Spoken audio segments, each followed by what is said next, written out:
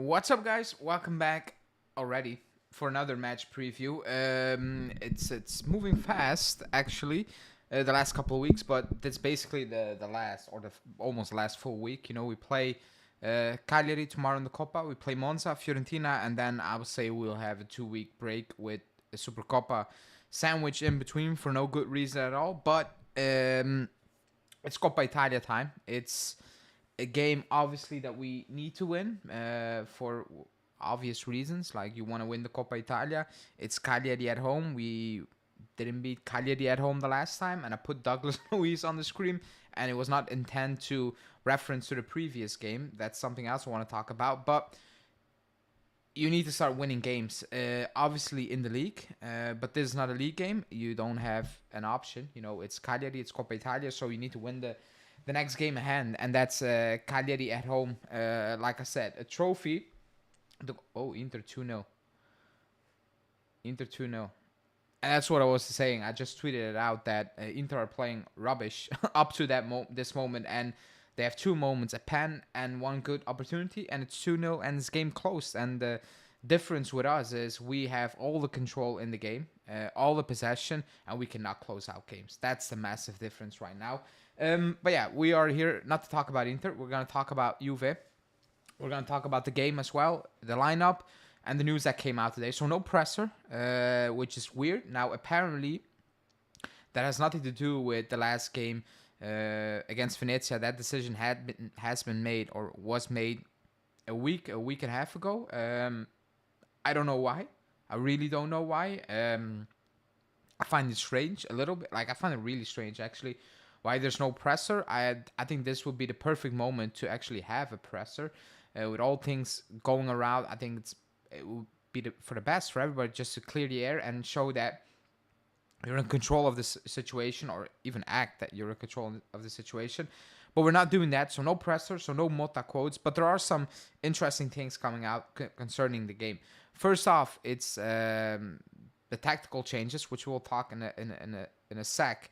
I want to talk about Douglas Luiz, because the club found a fancy way, or a new way, to say a player is injured again, basically, or he had a setback. Remember when we spoke about it weeks ago and we were like, there are no updates, just give us an update? Well, they gave us an update today, but they did that in a very, very fancy way.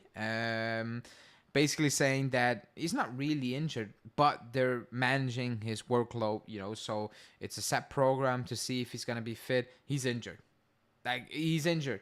Like, if he's out for, how long has he been out? Like a month and a half, ever since that Lille game, and he's just back, and you play him, how many minutes did he play? 20, 25 minutes against Cagliari, and he's out of the matchday squad, and the talk says that he's on a separate, schedule, basically, to resume training. He's injured. There is a setback, and we can all act like nothing is going wrong. This guy was injury-free, basically, when he played at Aston Villa in the Premier League. Different intensity. He was injury-free.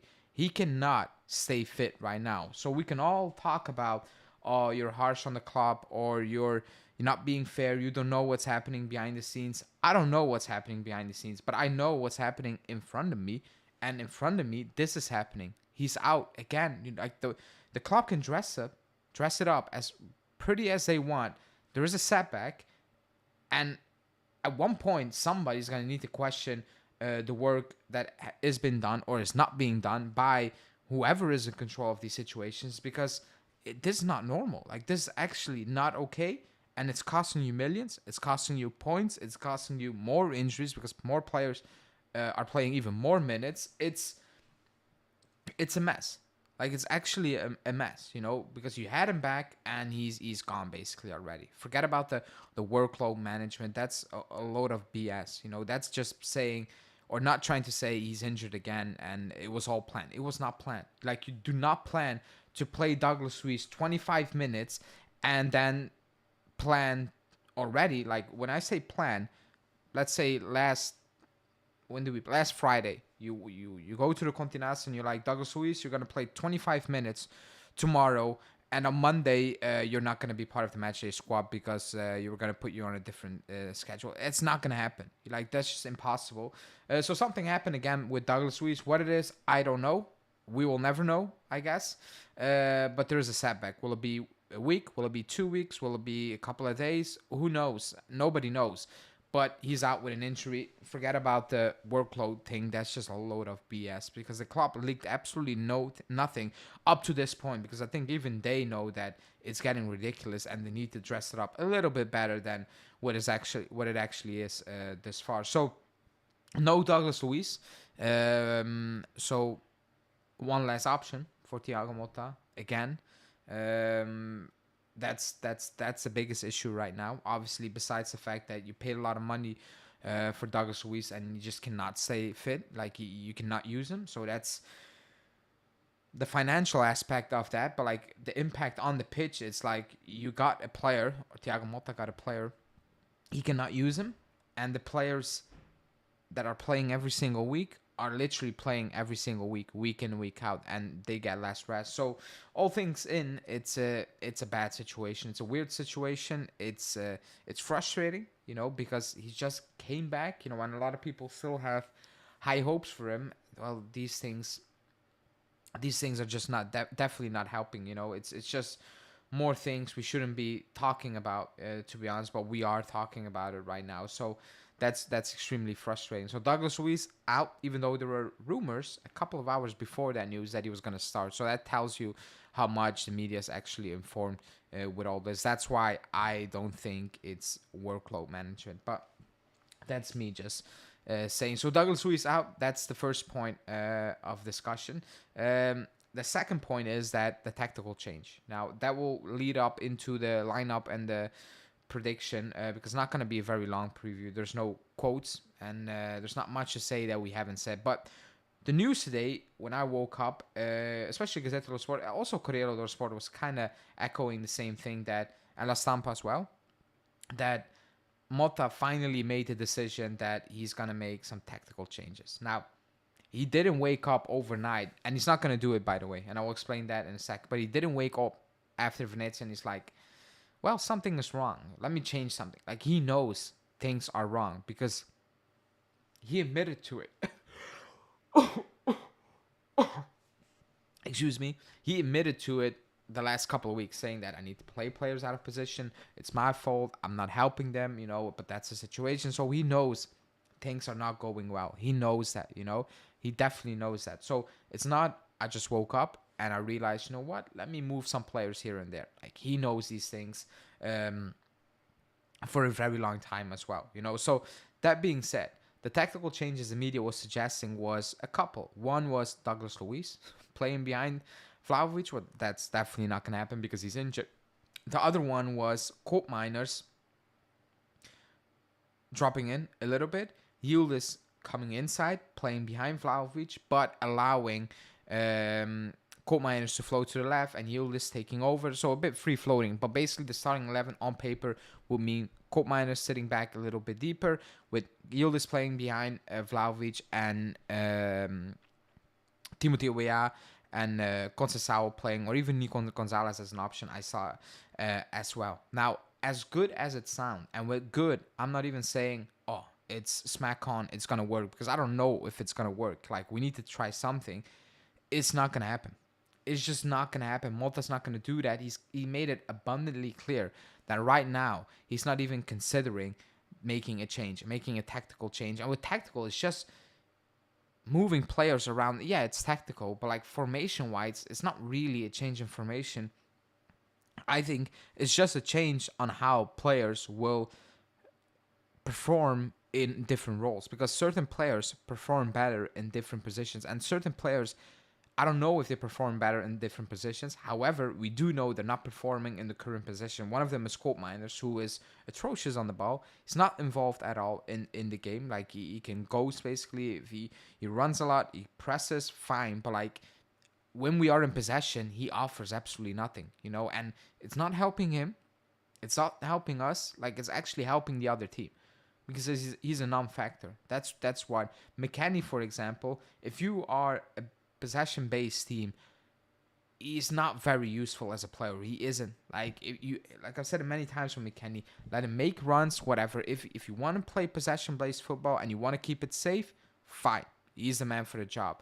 But surely that's not the idea. Surely we do not want to play it quote unquote safe. We want to move the ball. We want to do something with that all that possession we have. And certain players just not factor in that aspect of play. In my opinion, Gonzalez is back. He as well is a guy who slows down play in a different way. Like he can score goals. He can be decisive, but he's not a guy who plays up tempo football like Conceição. He doesn't. He plays a control type of football. Will that help to what we're trying to do? I don't know. Like I have absolutely no idea. Maybe he's sitting there, Mota, and he's like, that's what I need. At somebody up front who can slow it down a little bit and make the right decisions. But like that's also not the issues. Like how many times, even against Venezia, there were moments where Yildiz was in possession of the ball, and I don't know if he looked up, but when we look up and we watch, you just have Vlahovic, Koopmeiners committing / not committing, and Conceição completely on the other side of the pitch. I have some weird. I wrote down some stats. Let me bring it up. Give me 1 second. Because I was watching Sky yesterday, Sky Sport watching. I had it on, so I took a photo of it. So we are 20th. Like there are only 20 teams in the league. By the way, like there are 20 teams in the league. We are 20th in our average length of passes. 24 meters, which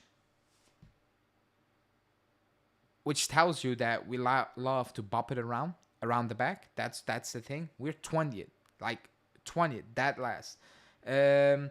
Percentage of balls we play forward, 25%, 20th in the league. Progressive passes, 4%, 20th in the league. Passes into the opposition box per 90, 3%, 20th in the league.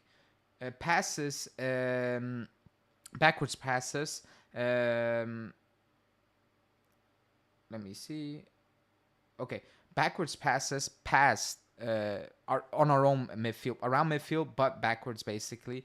27%, 20th. Backwards passes when we are in midfield, but on the offensive part, 26%, 20th in the league. Then I also have a photo I cannot really show you basically, but if we start the build-up play, that's basically the stat. The moment we make the first pass, so let's say it's, forget about the goalkeeper, let's say it starts with Danilo basically. Only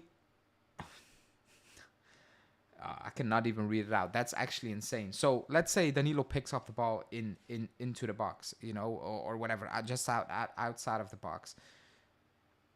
My God, 20.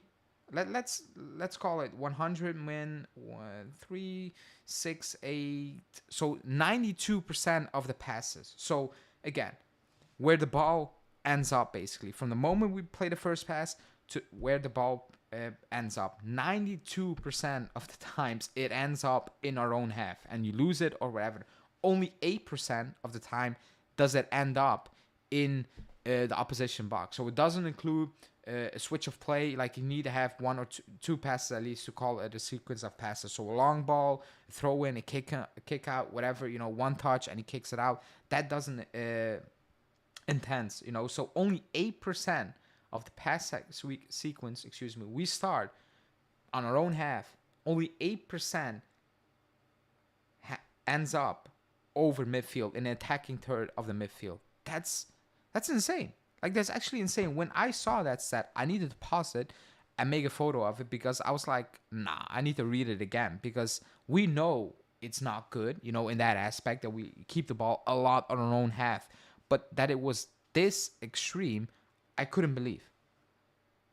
Like, I couldn't believe. That's actually, if you saw the heat map, and maybe I'll tweet it out later. If you saw the heat map, it's like, really? Like, is it that bad, basically? So, yeah, it is bad. Like we keep the ball well in our own half, but we have no clue, excuse me, how to get out of it, basically. So it is worrying. It really is. And people hit the like button and subscribe to the channel. It is worrying, and something needs to change because again, 8% is just mind-boggling bad, you know. And I've not looked it up for other teams. It might not be 80. I'm not gonna say that, but it's probably gonna be around like 20-ish%, which is pretty high. I'm assuming. We are miles off that, and we know that. We know we are miles off that. So things are going to change. Need to change, excuse me. We're slow, you know. Against Como, against Verona, you can say it's Como and Verona, but it was Venezia, it's Cagliari, it's Empoli, it's Parma, whoever it is, you know. We have issues. But against Como and Verona, we played risk football. We took risks. We switched our play a lot. We overloaded one part of the field heavily, and we switched play, in that case, to Mbangola, and he had all the freedom of the world. But we took some risk. We skipped a lot of passes. Now we do not skip passes. Like, we don't. If we need to take 2 passes to switch play, we will do that instead of just switching play. Like, it's all slow. It's slowing down everything, and it slows down the attack. It slows down the element of surprise. It slows down everything. So we know things are going to need to change. But will it change? I have no clue. Like, I have absolutely no clue if it will change. Probably not. You know, not against Cagliari. But yeah, ciao.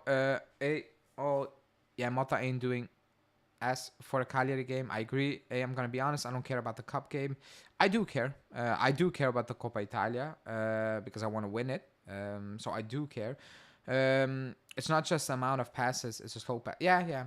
I mean, it's because it's slow passes. It's more you get the amount of passes, because if you pass fast, in my opinion as well, you automatically skip a few passes. You usually, if you play it slow, you would take, because if you play slow, you play it sideways, you take the easy shot pass always. If you play fast, you take some risk, you know. So even like we take too many touches as well, like we do on our own half.